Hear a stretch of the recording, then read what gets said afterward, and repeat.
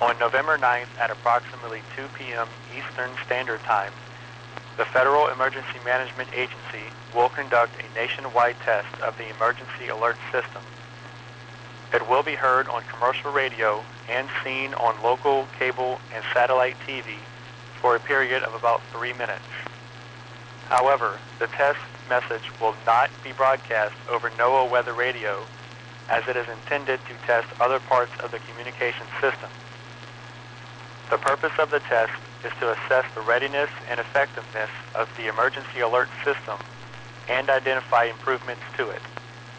Although the emergency alert system is frequently used by the National Weather Service and state and local governments to send weather alerts and other emergencies, there has never been a national activation of the system. The NOAA Weather Radio routine weekly test, normally scheduled for Wednesday, November 9th, will be done a day earlier on Tuesday, November 8th. If severe weather is expected on November 8th, the routine weekly test will be canceled for the entire week. Again, no NOAA Weather Radio test will be conducted on Wednesday, November 9th, to allow the national test to be conducted instead. The national test will look similar to other tests you have seen or heard, but there will be some differences. The audio message will repeat, "This is a test."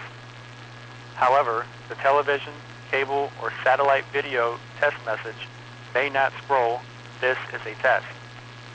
Also, the message will last longer than usual before regular programming resumes.